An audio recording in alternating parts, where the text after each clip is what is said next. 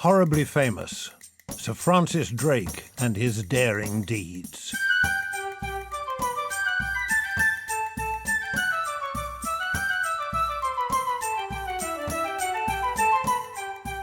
Sir Francis Drake is horribly famous for his daring deeds on the high seas.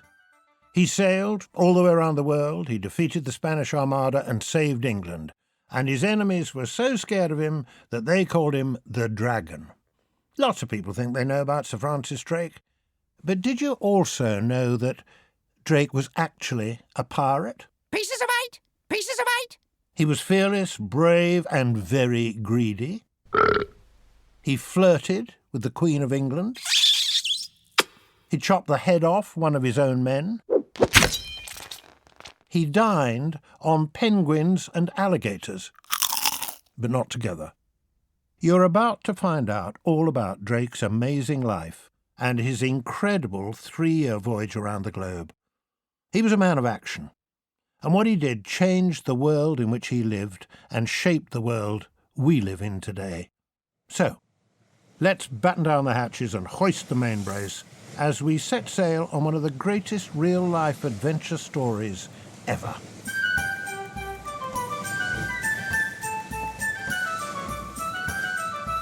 Chapter 1. Hello, Sailor. Most people who study history agree that our boy Drake was probably born in 1540, in either February or March. Drake's dad was called Edmund Drake. We don't know his mum's first name. We do know where he was born, though. Francis Drake made his debut in the world on Crowndale Farm in Devon, about 15 miles north of Plymouth, on the southwest coast of England. Edmund Drake seems to have had several occupations. For many years he worked as a shearman, a skilled craftsman who helped make clothes, and after that he became a priest. The family didn't have a lot of money, but they weren't poor either. They were part of what was called the yeoman class, sort of like the middle class today. In those days, it was common for parents to send their children to work or serve in the households of relatives who were better off. The deal worked like this. The child would do some work or service in exchange for which they would be looked after and educated.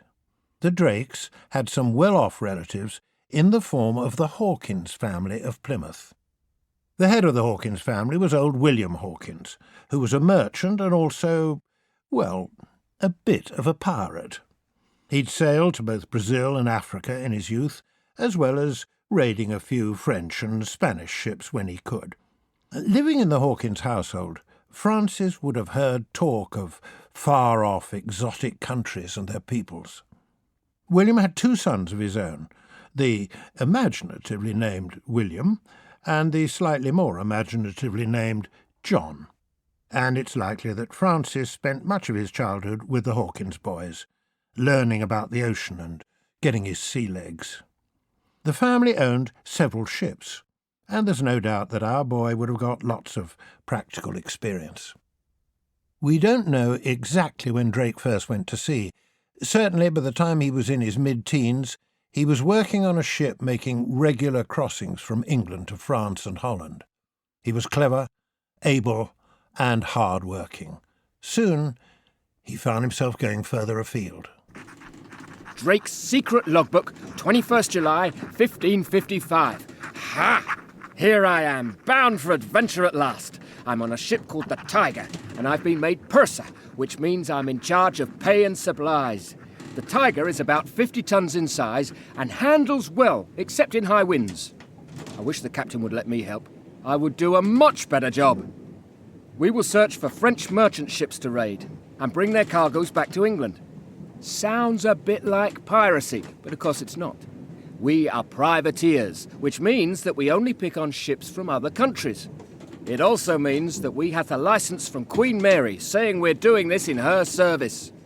We don't actually have a license from the Queen, but we could probably get one if we asked, which, as everyone knows, is pretty much the same thing. Old William Hawkins died in 1555, leaving his 2 sons to run the family business. William Jr. managed the business on land, while John became its executive manager on the high seas. It was a combination that worked well, and it was good news for Drake. His natural skills for sailing and navigating had been spotted at an early age, and the fact that he was a relative too meant he could be trusted. Just a few years later, something happened that was to change the England Drake lived in forever. Queen Mary popped her clogs, and the country suddenly had a new ruler, the 25-year-old Elizabeth I. When she came to the throne, Elizabeth described England as being in a sad state, and she was right. The government had run out of money, and without cash to pay her army and navy, how was Queen Lizzie supposed to protect her kingdom? Meanwhile, down in Plymouth, Francis Drake was rapidly rising through the ranks on board the Hawkins shipping fleet. It wouldn't be too many years before our boy Francis, the son of a humble farmer-turned-preacher, was going to help out Queen Lizzie in a big way and save the entire country. First, though, there was going to be a little bit of blood, death, and downright disaster. Chapter 2. Disaster at Sea.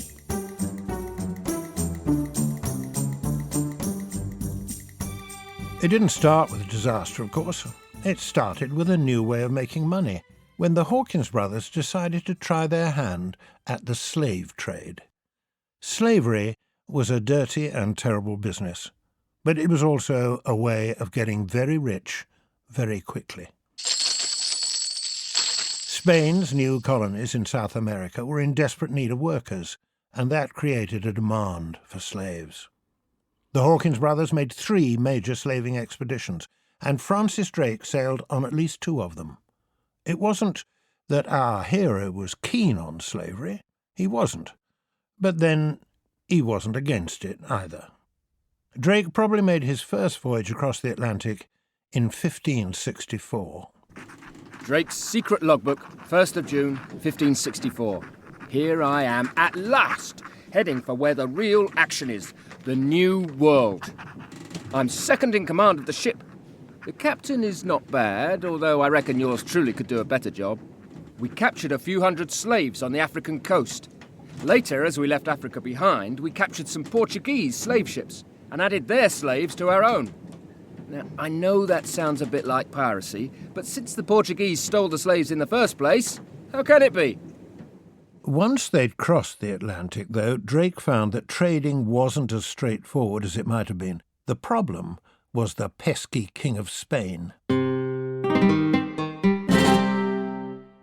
The Catholic Pope had issued a papal bull, that's an important bit of paper, saying that the Spanish colonies in the New World, the Americas, could only trade with Spain and Spanish ships.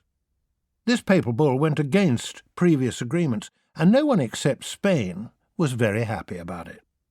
The Spanish colonies wanted to trade with English ships, but they were not allowed to. The way around it was for everyone to be rather sneaky and do a bit of acting. The English would pretend to threaten the governors in the colonies so that they could say that they'd been forced to trade with them. Really, the governors got a cut of the money. Now, this is the bit where it all goes horribly wrong. In October 1567, the Hawkins brothers organised another trading expedition, and Drake was along for the ride.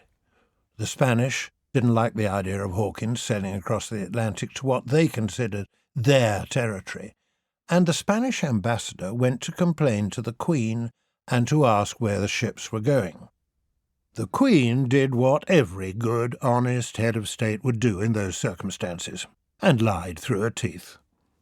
On the 2nd of October, the expedition set sail for the west coast of Africa in search of slaves. Somewhere along the African coast, they came across a Portuguese ship that had been abandoned by its crew. The ship was renamed the Grace of God and was given to a brand new captain to command, Francis Drake. The crew made slow work of capturing 250 slaves on the coast, and as they prepared for the voyage across the mighty Atlantic, Drake was transferred from the small ship and given command of the larger Judith. Drake and Hawkins spent several months trading with the Spanish colonies. Everything was looking good for a swift return to England with their healthy profits when disaster struck.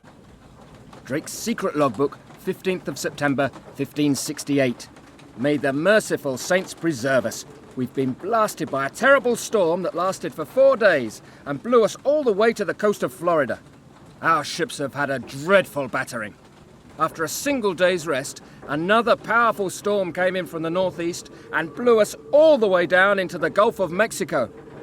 Now the really bad news. The only safe harbour of this entire bit of coast is San Juan de Ulua, which is the main Spanish port for the whole of Mexico. One thing's for sure, the Spanish will not be pleased to see us. On the 16th of September, John Hawkins sailed his fleet into the harbour of San Juan de Ulua, where, thanks to their faded flags, the locals thought they were the Spanish fleet arriving a bit early. Taking advantage of the situation, Hawkins quickly seized control. First, he sent men to capture the harbour's cannons. Then he sent a very polite letter to the governor saying that they had come in peace and that they only wanted time to repair their ships and to buy some supplies. Everything seemed to be going well, until Hawkins and Drake woke up the next morning and saw the very unwelcome sight of 13 Spanish ships appearing on the horizon. On board one of the warships was a man called Don Martín Enríquez. He was the new viceroy of all the Spanish colonies in South America, and, not unreasonably, he demanded that he be allowed to enter his own harbour. Hawkins and Drake were in a fiendishly difficult position. If they wanted, they could use their cannons to keep the Spanish out of their own harbour, but doing so would almost certainly be taken as an act of war. If the Spanish didn't kill them, Queen Lizzie was quite likely to chop off their heads when and if they got home. After 3 days of careful negotiations, Hawkins agreed to let the Spanish ships into the harbour, and in return the Viceroy promised that Hawkins and his men could make their repairs and sail away unharmed. But the English had been tricked. The Viceroy had secretly ordered hundreds of Spanish soldiers to the port, especially to slaughter the English. Spanish sailors leapt on board English ships, while Spanish soldiers rushed from their hiding places to overwhelm the English on the shore. At the end of the brutal battle, 500 English sailors lay dead. Just 2 English ships, both badly damaged, managed to escape from the harbour. Of course, the captains of these 2 ships were Drake and Hawkins. When the news of the sneaky attack spread across England, there was uproar. The already bad relationship between England and Spain was going downhill fast, and people demanded revenge. Chapter 3. How to Steal a Million.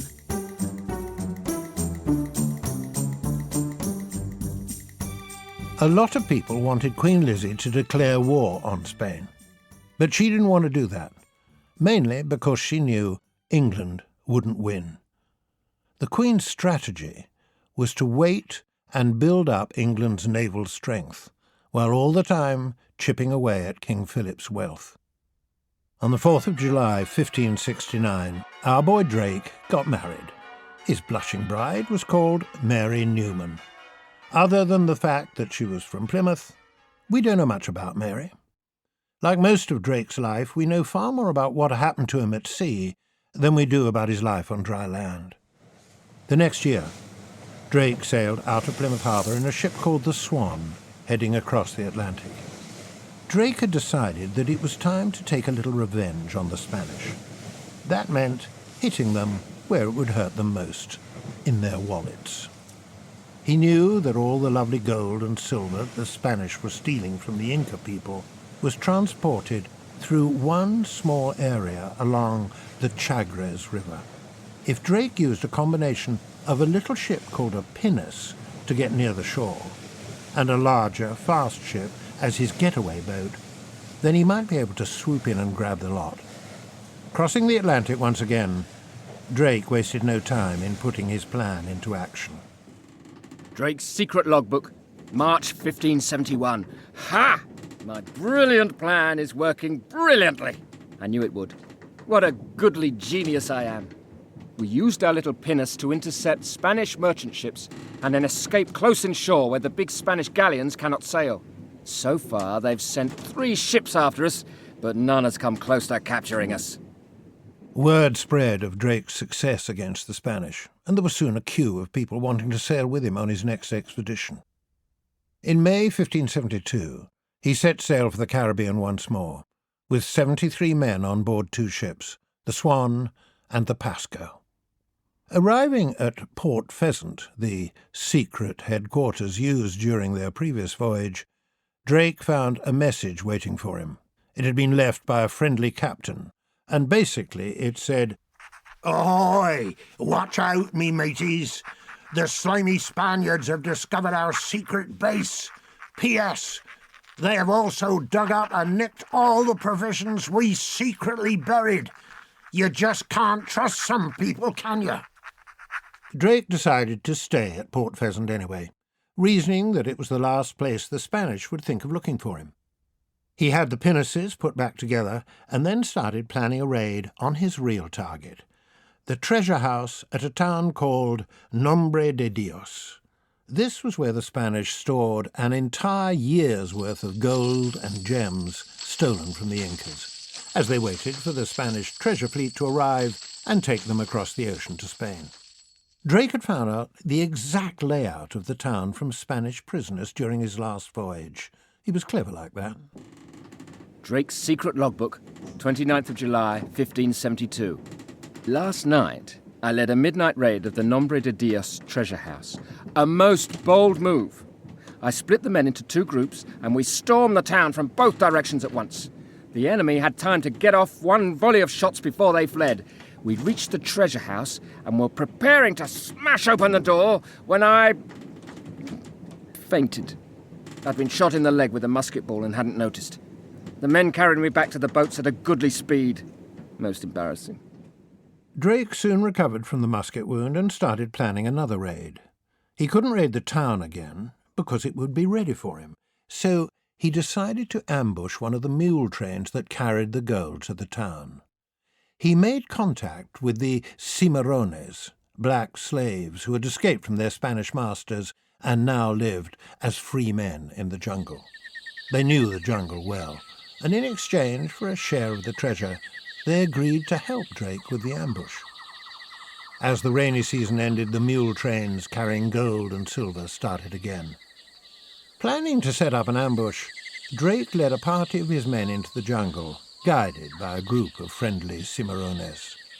After 7 days of battling through thick forest and across dangerous rivers, Drake followed the cimarrones as they climbed up steps cut into the side of a very tall tree towards the viewing platform at the top. The sight that waited for him took his breath away. Drake was the first Englishman to view the Pacific Ocean. The ambush of the gold train was, as they say, a game of 2 halves. The first time they tried, one of Drake's sailors leapt out a bit too early, and the result was a disaster. The second attempt worked perfectly, though. After a very short battle, the 45 guards turned tail and ran away, leaving behind 190 mules, all loaded with treasure. It was valued at around £40,000. That would be about £4 million today. Drake loaded his treasure on board ship and sailed for home with a big smile on his face.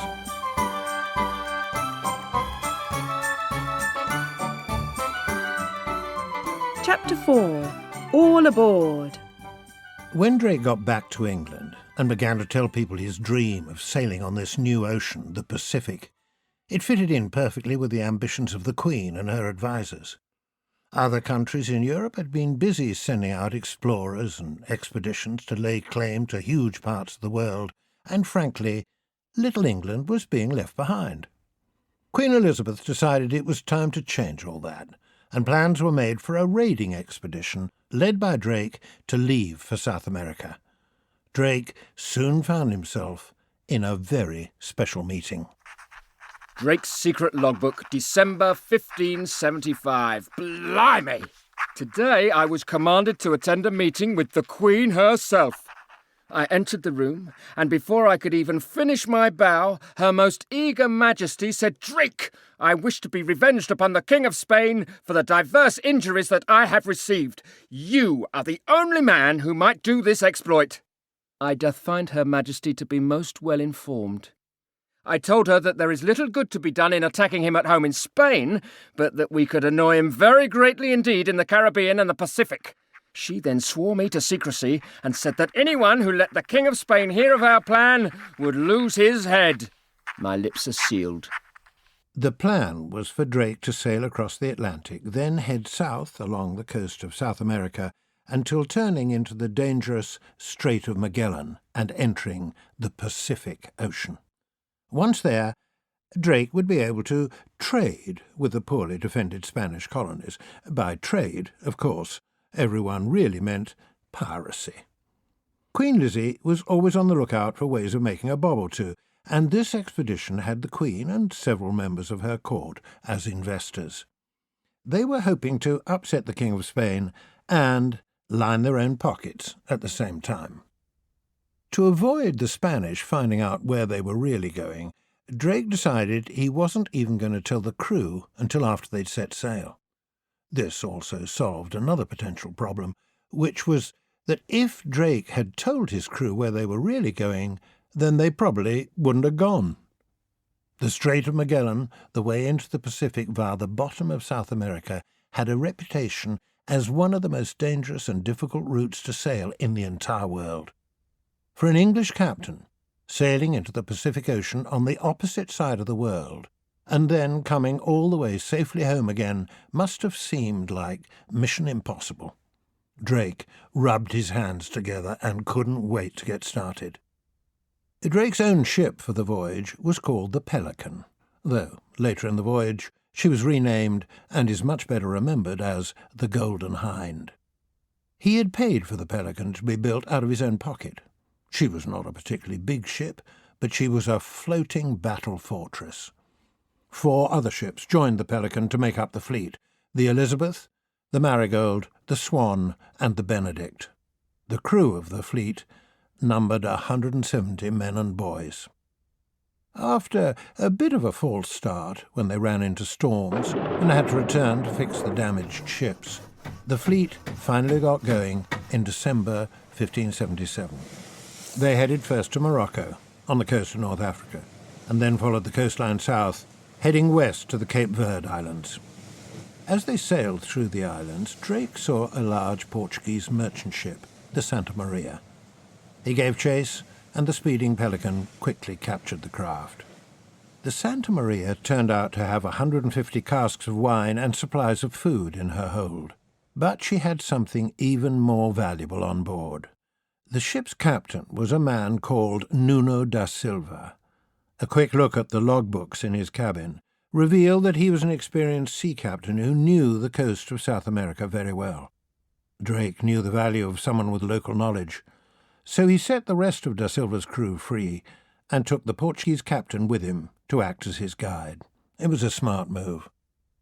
After 63 days at sea, the fleet finally sighted the coast of Brazil, and boy, were they happy to see dry land. With Drake in the Pelican leading the way, the fleet sailed straight into a thick fog that had suddenly appeared from inshore. As they headed towards the coast, the sailors measuring the depth of the water were suddenly alarmed and alerted Drake. Da Silva urged him to turn round quickly.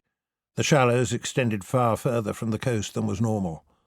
The fleet turned away just in time. Drake's decision to bring da Silva with them had saved their lives. Instead of going ashore, Drake decided to head south along the coast. It was now May 1578, and Drake's fleet had been at sea for 6 months. They had successfully navigated across the Atlantic and now sailed further south along the coast of South America than any English ship had ever been before. But the next leg of Drake's voyage was to be full of arguments bloodshed, and grisly deaths. Chapter 5. Island of Blood.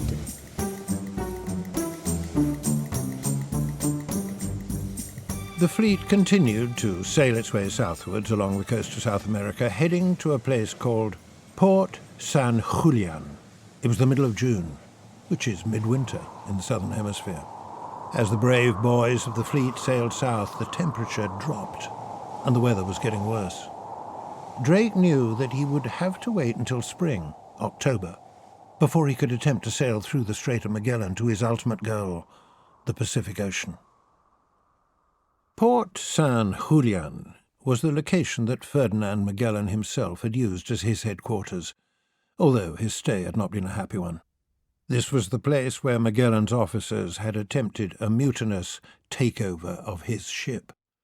One of the officers was hanged, and 2 were left marooned. The reputation of the place was spooking out Drake's men before they even got there. What they needed was a nice, quiet afternoon ashore.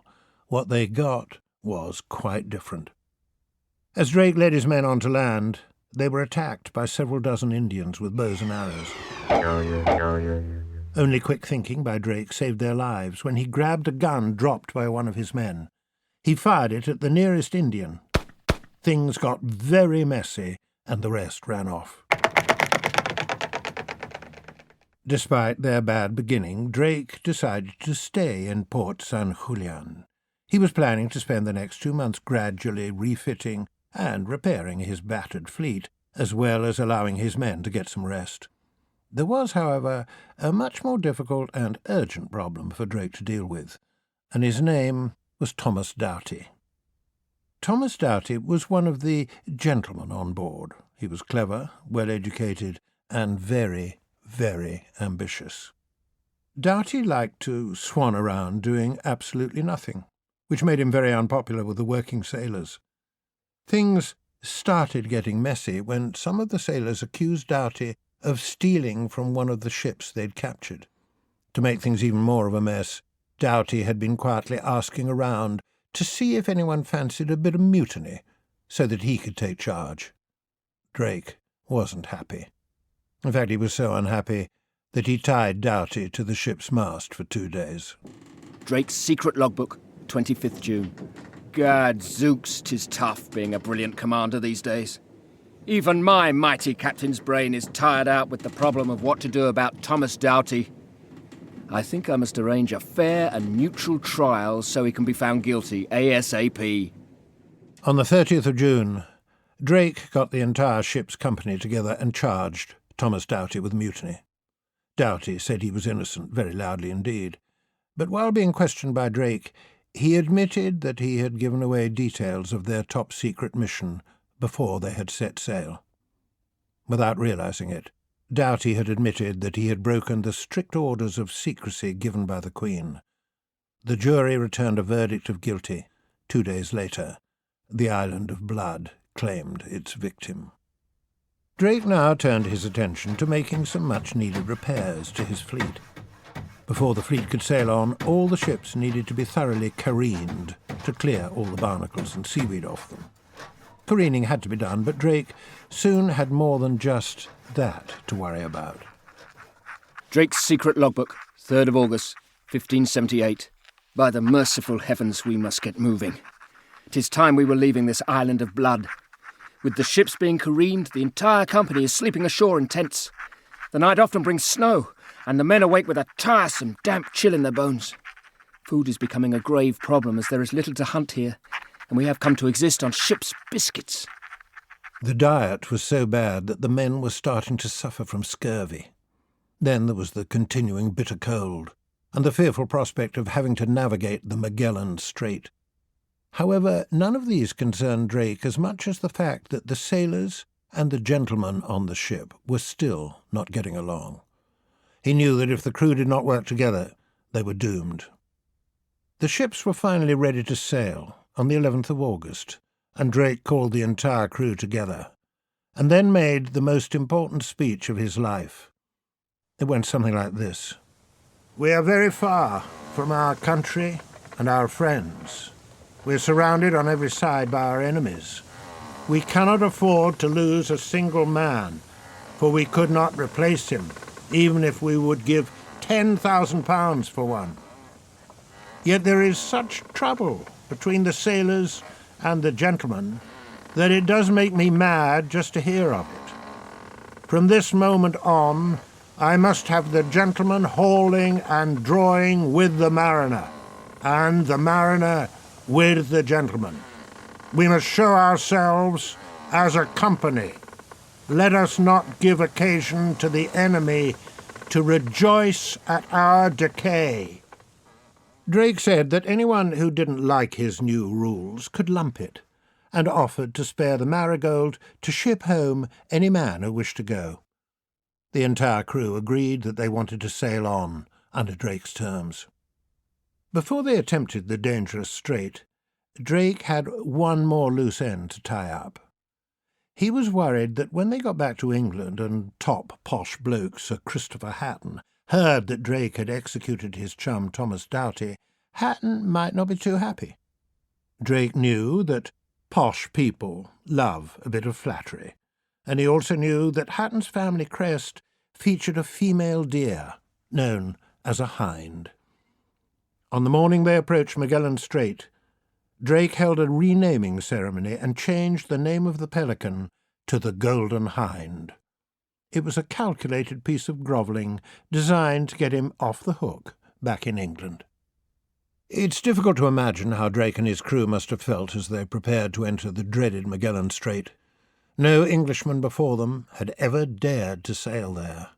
As far as they were concerned, this was the end of the known world, and Drake was just about to sail right over the edge.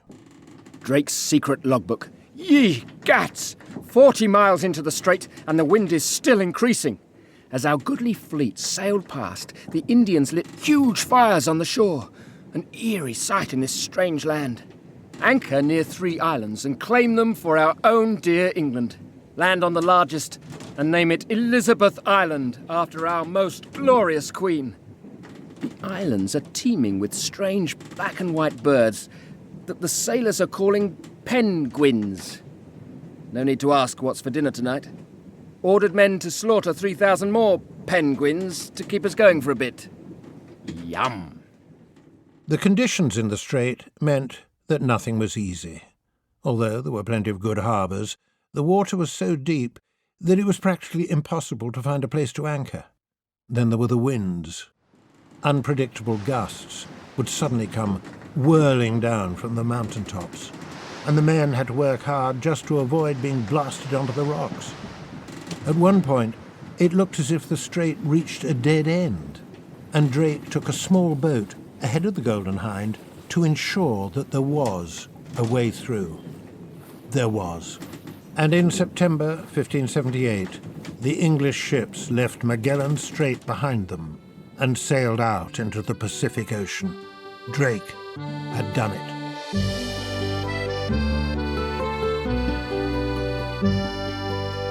Chapter 6. Stormy Weather. The only map that Drake had of where they were now was extremely dodgy.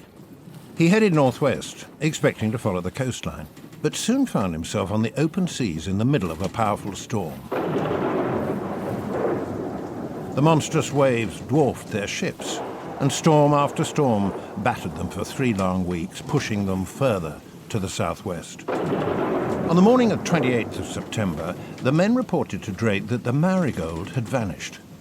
Then, while they were attempting to come to anchor one night, Drake's remaining ships, the Golden Hind and the Elizabeth, became separated. Drake had already set a meeting place on the coast of Chile in case the ships lost each other, but Captain John Winter, in charge of the Elizabeth, had other ideas. Realizing that Drake was nowhere in sight, he ordered the Elizabeth to head back into Magellan Strait, the exact opposite direction. After a little while, he ordered his crew to head back to England. Even as the Elizabeth was heading home, Drake was searching for her. It was hard going because the poor old Golden Hind once more found herself blown hundreds of miles to the south by gales. Still, One good thing did come out of it. Remember, at the time of Drake's voyage, people thought that the Magellan Strait was the only saleable route between the Atlantic and the Pacific Oceans. They thought that the land to the south of the strait was the beginning of some massive supercontinent that spread as far as the South Pole. But blown there by the storms, Drake realized that there was no great continent sitting there, only the rolling ocean where the Atlantic meets the Pacific. When Drake set sail for the coast of South America, the Queen gave Drake strict instructions to keep a complete record of his journey and to map and record the coastlines that he found. Drake took the responsibility very seriously. His journals and charts from this amazing voyage were considered so important that on his return they were turned over to the Queen and were subject to an oath of secrecy. They were hidden somewhere safe. Somewhere so safe that pretty soon they were lost. They'd be worth millions today, if they were ever found. Having been battered by storms for 2 months since emerging from Magellan Strait, Drake finally found good sailing weather. He headed north along the coast of South America towards the agreed meeting point off the coast of Chile. On the 25th of November, the Golden Hind came to anchor at the island of Mocha, and Drake led a heavily armed landing party ashore. The party encountered some Indians, and Drake traded with them for some food. They seemed friendly enough, and Drake left them, saying that the next day he'd come back to get supplies of fresh water. When he and his men returned the following morning, they were ambushed by more than 100 Indians, who unleashed a ferocious hail of arrows at them. Drake was hit just under his right eye and on his head. The master gunner was killed, and the rest of the men were hit with anything between 5 and 20 arrows each. They made a quick escape. After continuing up the coast for about a week, Drake reached the port of Valparaiso, where he saw just a single ship, the Capitana, in the harbour. The crew of the Capitana thought that only Spanish ships sailed in the Pacific, so, seeing the Golden Hind slowly approaching, the crew got out their best drum to give the ship a proper welcome. It wasn't until Drake's boarding party was actually on her deck that the Capitana's crew realized their mistake. In her hold were 75 pounds of gold and nearly 2,000 jars of wine. Rather than empty her hold, Drake decided to steal the whole ship. He put 25 of his crew aboard, and the next day she set sail with the Golden Hind. They sailed north, and were soon at the rendezvous point. Drake crisscrossed the ocean for 5 days, before finally accepting that he would not see either the Marigold or the Elizabeth again. Continuing northwards, he found what he was looking for, a safe bay to careen and repair the ships. The careening operation took 3 weeks, and by the 19th of January, 1579, Drake's 2 ships, the Golden Hind and the captured Capitana, were underway once more. During a raid ashore, Drake heard that a treasure ship containing over 1,300 bars of gold and silver had left the port only 2 days before, heading north to Chile.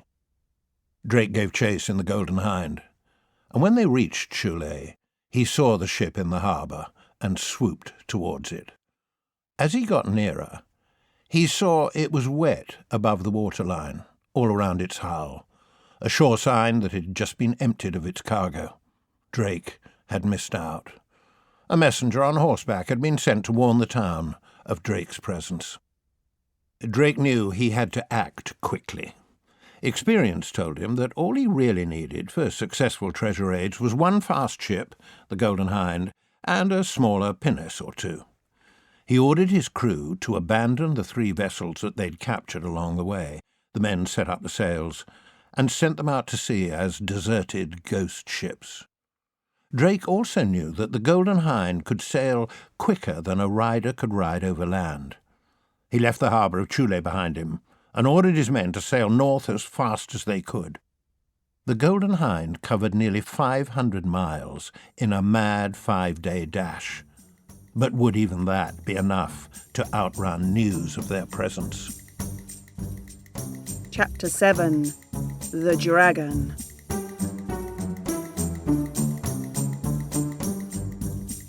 Drake's first target was the port of Callao, the main port of Peru and Chile. The amount of gold and silver that passed through it in a year was enough to buy a small country. Drake also knew that both the port and its ships were poorly defended. A little way south of Callao, the Golden Hind spotted a small trading ship and quickly captured her. The captain didn't take much persuading to spill the beans about ship movements in the area, and Drake used what the captain had told him to plan a daring raid on the port. Under cover of night, the Golden Hind sailed right into the harbour. There were 17 ships at anchor, all of them empty of men and treasure except for one chest of silver coins. Drake wasn't pleased, but things got worse. As the harbour-master was rowing out to greet the San Cristobal, a new arrival, he spotted the cannons of the Golden Hind outlined against the starry sky. He gave the alarm, and soon the port was in uproar. The only thing Drake could steal was the San Cristobal itself. When dawn broke the next day, a Spanish general loaded 2 ships full of troops and gave chase. Drake had his men prepare for a fight, but the general had made a bad mistake and had not had the ships ballasted, and they rolled so badly that everyone on board was very, very ill indeed. Drake made his getaway while the ships limped back into harbour. Next, Drake learned that a huge Spanish treasure galleon, the Cacafuego, had recently set sail. She was loaded with silver, and the fact that it belonged personally to King Philip of Spain was a delightful bonus for Drake. The Cacafuego had a 10-day start over Drake's ship, but was scheduled to call at a few ports along the way. Drake ordered his crew to give chase. Drake's secret logbook, 1st of March, 1579. I am a genius. After we spied the Cacafuego, I was worried that her crew might spot that we were an English ship. So I had the men put strings of wine jars full of water trailing behind us in the sea. How brilliant is that? With all our sails left up, but the wine jars slowing us down, we looked like a merchant vessel heavy with cargo, instead of a swift English fighting ship captained by handsome seagoing legends such as myself. My trick worked a treat. Once we got close, one of our heavy guns blew their mizzenmast into the sea, and they couldn't surrender quickly enough. There was so much treasure that it took Drake's crew 3 whole days to move it from ship to ship. Drake explained to the captain of the ship, San Juan de Anton, that if the King of Spain didn't begin to allow English ships to trade legally with his colonies, then Drake would return to claim yet more silver. He knew that after capturing such a big prize, news of the event would travel everywhere. The Spanish were bound to send ships after him, so Drake decided to create a diversion to keep the Spanish from chasing him. To Captain Anton, Drake gave a letter he had written personally, listing lots of other English captains and asking them not to harm the captain. Drake knew that as soon as he set his captives free, the letter would be sent to the Spanish authorities. If Spanish ships and ports were expecting more attacks from a large English fleet, then they would have less time to chase him. Drake's cunning ploy worked. Several Spanish ships were sent southwards, looking for the rest of Drake's non-existent fleet. Spanish officials in South America had to write letters to the King of Spain explaining just how Drake had been so successful at stealing all the king's money. It wouldn't have been a good idea for them to admit how unprepared and useless their defences were, so they pretended that Drake was even more scary and smart than he already was. He earned the nickname the Dragon. It was now March 1579.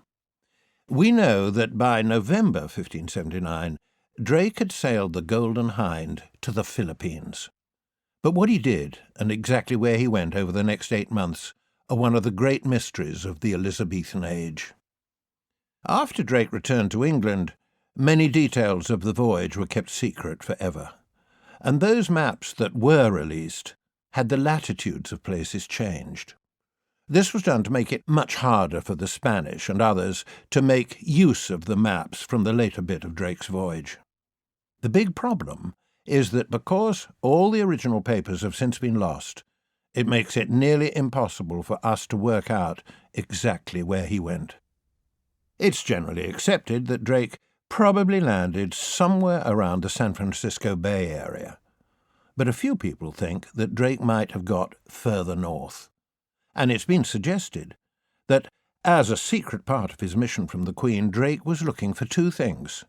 Firstly, a good location to found an English colony, far from prying Spanish eyes in South America. And secondly, that Drake may have been searching for the legendary Strait of Anyan, a link between the North Atlantic and the Pacific. And there's some evidence that suggests he did. Some maps drawn after Drake's voyage show accurate features on the northwest coastline of America. Drake's record of the voyage was lost, but other records mention that they sailed so far north that the crew complained about the bitter cold. So much so that he named that area the Coast of Objections. Wherever Drake had been between May and September 1579, we do know that the next thing he did was sail for home. The only problem, of course, was getting there alive. Chapter 8. The Homeward Bounders. Drake left North America and headed west across the Pacific Ocean. He kept sailing on and on and on and, well, the Pacific is a pretty big ocean, so you get the idea. The Golden Hind was at sea for 60 days without sight of any land. In late November 1579, they reached the Moluccas, a group of islands that used to be called the Spice Islands. The Moluccas are mountainous and covered with thick woods. The natives grew spices like nutmeg, cinnamon, cloves and pepper, all of which cost a small fortune in the West. When the Golden Hind was spotted approaching one island, over 100 canoes came out to greet them. The natives swarmed aboard the ship and started stealing things. The crew just managed to get them off, but the Indians used carefully aimed stones thrown by slingshot as another attack. Finally, Drake was forced to use a cannon to blow one of their canoes out of the water, killing about 20 Indians. The Golden Hind sailed away, still in desperate need of fresh water and food. They were still more than 12,000 miles from the safety of home. Drake and co. had much better luck at the next island. It was ruled by a rather large and flabby man called Sultan Baboo. Baboo had been fighting the Portuguese for many years, and on the basis that my enemy's enemy is my friend, he happily gave Drake a grand welcome to the islands. Several days of trade talks followed, with the result that Baboo was presented with a coat of mail, a nice helmet, and a gold ring. In return, Drake got 6 tons of cloves. Result: we don't know too many details about the rest of the long journey home. We do know that they stopped in Java to trade with the natives for water and food. And Drake discovered that 2 of their casual visitors were in fact Portuguese spies, and that a great Portuguese warship was approaching along the coast towards them. Early next morning, he gave the order to sail, and the Golden Hind started across the Indian Ocean, heading for the Cape of Good Hope. That's the pointy bit at the bottom of Africa. It took nearly 60 days to cross the Indian Ocean. Fresh water got so low that Drake had his men spread out some of the ship's spare sails on deck to catch rainwater. They were 2 or 3 days at most from it being curtains for the lot of them, when, having sailed up the west coast of Africa, they arrived off Sierra Leone, where fresh supplies were waiting for them. Most of the accounts of Drake's great voyage say that he left Sierra Leone and sailed north straight back to England. There is some evidence, however, that suggests that on his way home Drake had a sneaky stop-off on the coast of France to unload some of the treasure. Why would Drake hide some of his treasure in France? Well, perhaps he thought of it as an insurance policy. If he was out of favour in England for any reason, then perhaps Drake thought having a little treasure buried abroad was rather a good idea. When he sailed the Golden Hind into Plymouth Harbour on the 28th of September 1580, news of his return spread like wildfire. He'd been away so long that everyone had given him up for dead. Arriving out of nowhere with the largest hoard of captured Spanish treasure the world had ever seen made Drake an instant celebrity and all-round English hero. He arrived at the royal palace and was received by the Queen. She was eager to hear of his adventures and his success against her enemies. Their meeting lasted over 6 hours, and you can be sure that Drake wasn't in a modest mood. He gave the Queen a diary of everything that had happened during the 3-year voyage, as well as a very large chart. Her Majesty was extremely impressed. Drake had performed an amazing feat. He was the first commander in history to successfully pilot a ship around the world. Officially, the Queen gave Drake £10,000 for himself. Unofficially, he had already helped himself to considerably more than that, and the money made Drake one of the wealthiest men in the country, and he didn't waste any time in letting people know about it. He bought a house in Elbow Lane in London to use as a base when he was visiting the Queen at court and attending to other business in the capital. Down in Devon, he paid £3,400 for Buckland Abbey, a magnificent place suitable for someone of Drake's new standing as a national hero. His smugness was complete when, on the 4th of April 1581, the Queen knighted him on board the Golden Hind. It's hard to imagine that Sir Francis Drake didn't go to bed that night a very happy boy.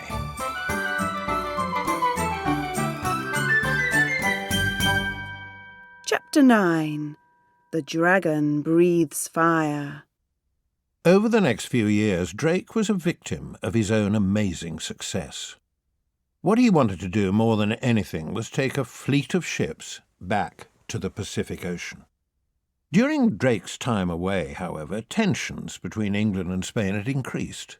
King Philip had recently added the Crown of Portugal to his collection of titles, and with it the impressive war fleet of the Portuguese navy. It was an open secret that the King of Spain wanted to invade England.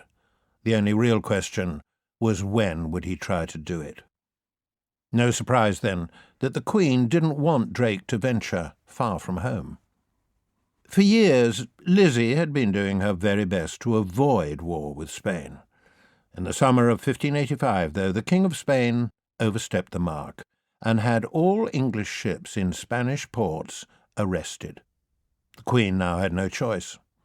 She ordered Drake to give Spanish bottoms a good kicking. Drake sailed from Plymouth Harbour with 25 ships loaded with 2,300 sailors and fighting men. Drake's flagship for this adventure was the 600-ton Royal Naval vessel Elizabeth Bonadventure. The fleet set sail in the middle of September, and in something of a rush because Drake was worried that the Queen would change her mind. 2 weeks later, Drake and his fleet sailed into the port of Vigo, where most of the captured English ships were being held. Drake demanded to know if England and Spain were at war. The Spanish governor got rather worried rather quickly and agreed to release all English ships and sailors. After stealing a load of provisions from the Spanish port, Drake sailed to the Cape Verde Islands, where he sacked several towns, and then he ordered the fleet to head across the Atlantic. But as they sailed, a terrible plague spread through their ships, killing hundreds of men. The fleet arrived at Santo Domingo, a large Spanish fortress city on Hispaniola Island. Drake unexpectedly landed his forces on a beach that the Spanish wrongly believed was protected by rough tides. Within hours the town was in Drake's control, and the King of Spain had been humiliated again. Unlike his round-the-world voyage, this expedition had failed to make money for its investors. In fact, they made a small loss. But there was very good news for the Queen and for England, because, thanks to Drake, the King of Spain had lost battles, he had lost ships, he had lost men, and he had lost money. Drake had taken the wind right out of his sails. By early 1587, it was becoming clear to everyone that England and Spain were squaring up for an almighty punch-up. English spies on the continent reported that the Spanish were assembling what they called a grand armada at several Spanish harbours, so they could invade England and throw Queen Lizzie off the throne. Urgent action was needed, and what followed was probably the single most brilliant naval manoeuvre of Drake's life. No one knew exactly how ready the Spanish fleet was or when they were going to leave the harbour. Drake was dispatched in the Elizabeth Bonadventure with 24 other ships to do as much damage as he could. He first approached Lisbon, but decided that it was too well protected to attack directly. A couple of local sailors, however, told him that there was a large fleet in the harbour at Cadiz. Drake recognised this as the perfect target. Most of the ships were merchant vessels. They carried supplies for the invasion armada, and without supplies, the armada couldn't sail. In just a few hours, Drake and his crew burnt or stole 38 Spanish ships. The Spanish flooded the harbour with 6,000 soldiers, but by then it was too late. All they could do was watch their ships burn. Drake left the harbour a smouldering ruin and took his fleet south along the coast. Over the next month, Drake and his fleet captured an amazing total of 47 merchant ships, each one loaded with supplies heading for the armada. Next, Drake headed to the Azores. They soon spotted a large ship trying to hide in a bay of an island and approached it with cannons ready. After a short exchange of fire, the other captains surrendered. They had captured a huge Portuguese ship called the San Felipe. She was loaded with spice, jewels and silk, as well as the usual gold and silver. Even better, the San Felipe belonged personally to the King of Spain. Drake sailed her back to England with the rest of his fleet and other captured vessels, arriving home in Plymouth on the 26th of June.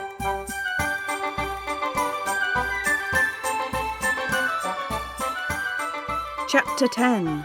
Invasion. King Philip was aware that, thanks to Drake's raids of the previous summer, England now had plenty of time to prepare for his invasion, but he pushed ahead with his plans anyway. Early in 1588, the Queen and her advisers met to talk strategy and decide what they should do when the Armada set sail. In those days, sea commanders thought that it was best to wait for your enemy to come and attack you. But Francis Drake and John Hawkins and several other naval bigwigs had come around to the view that if you knew you were going to be attacked, then it was best to take the fight to the enemy, on your own terms. Drake argued his corner, and eventually he won the Queen and everyone else over to his plan of attacking the Armada before it set sail. When it, set sail.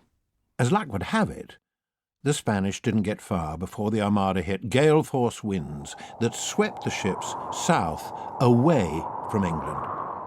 Drake and his commander, Lord Howard, ordered their own fleet to set sail. But as they tried to reach the Spanish Armada, they too were overcome by storms. They were all getting nowhere fast. Now we get to one of the most famous legends about Drake. It might be true, but then again it might not. The story goes that on the 19th of July 1588, news arrived in Plymouth that the Armada had been spotted off the coast of Cornwall.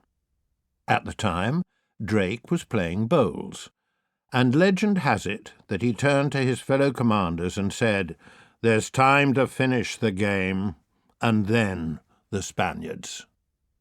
The Spanish battle plan went something like this.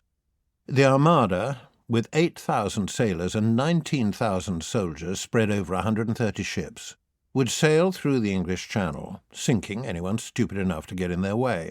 Then it would meet up off the Flemish coast, that's Belgium to you and me, where the Duke of Parma had another 27,000 soldiers waiting. The Armada would then escort Parma's men across the Channel, and they'd all land in Kent together. Then the plan was to beat the English and march to London to claim the crown before tea time. After years of being on the edge of war, the two fleets of Spain and England were finally about to face each other in the greatest sea battle the world had ever seen. The English ships had trouble getting out of their harbour because they were running against the tide and the wind. They sent out small boats ahead of them to drop anchor, and then pulled the ships out using their anchor cables. It was very hard work. By the afternoon of the 20th of July, 54 English ships had got out to sea. The Spanish Armada was in a tightly packed crescent formation 2 miles wide. The English fleet began working its way westward in the darkness, and by morning the Spanish found them at their rear. Drake sailed the Revenge dangerously close to the right wing of the Spanish crescent and exchanged shots.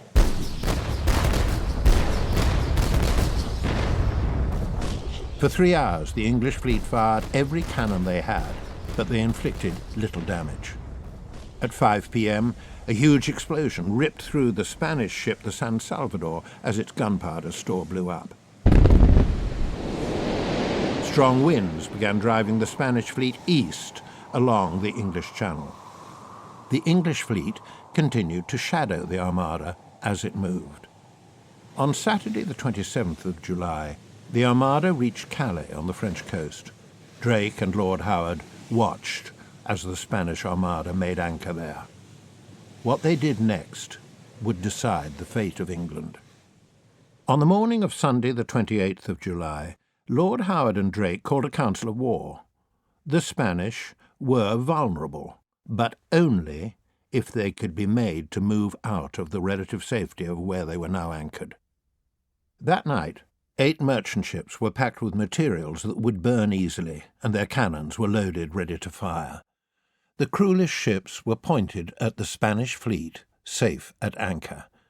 Then they were set on fire. The fire ships caused panic in the Spanish fleet. In fact, they didn't actually set fire to a single Spanish ship, but they had more than done their job.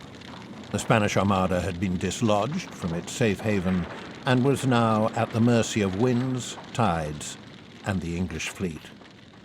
The Spanish came off much worse during the exhausting 9-hour battle. 2 Spanish ships were beached by their captains. The Maria Juan was badly hit and suddenly sank with most of her crew. The battle had gone well for the English.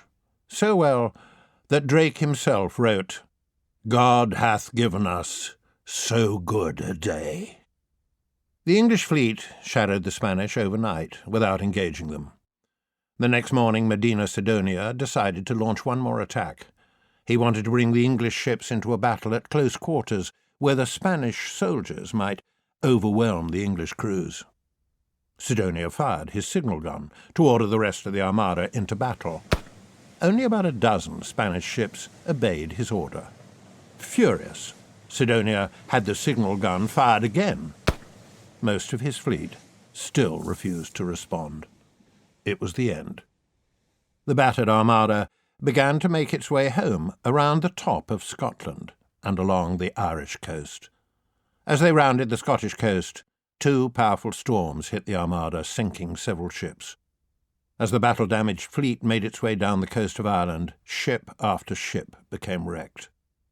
The Armada had been an absolute, utter disaster for Spain. It had set sail with 130 ships and with high hopes. It had limped back to Spain with about half that number. Out of those that did get home, another dozen ships were no good for anything except firewood. Over 11,000 Spanish soldiers had died. The King of Spain said that he would have another go next year, but no one really believed him. The threat to invade England was over. Chapter 11. Last Voyages.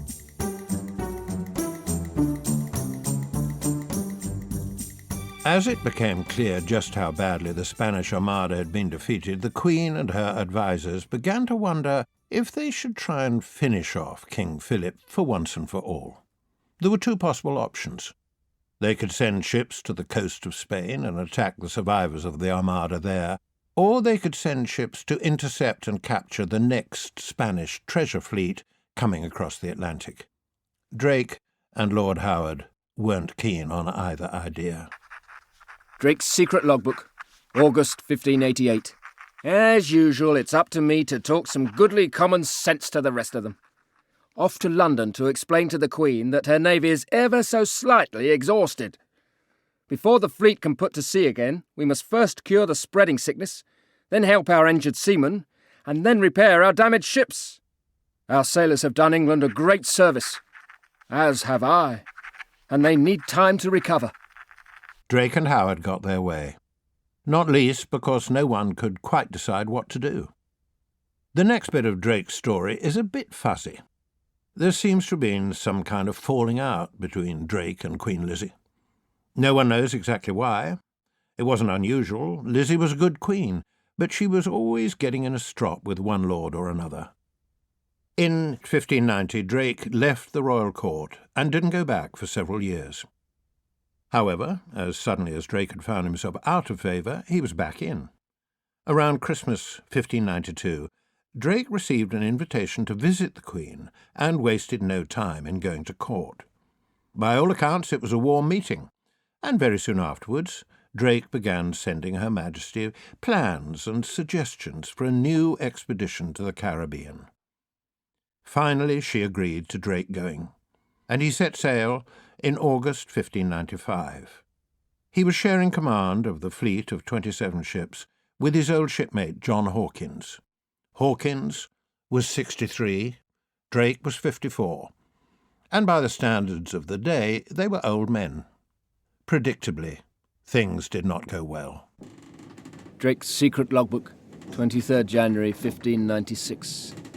Merciful Lord, we've had nothing but rotten luck from the very start of this voyage. We had so many delays on the journey over that the Spanish were warned we were coming and had their defences ready. Then on the very day of our arrival in these waters, my old friend, John Hawkins, lost his battle with illness and passed away. Our night attack on the port itself was beaten back. And even when we moved on to other targets, we found them well prepared to repel us. It has been a woeful voyage, and all for naught. To make matters as bad as they could be, the men have now started dying of the fever. Drake was not long for this world, and was soon ill himself with dysentery. For 1 week he lay in his cabin getting weaker and weaker.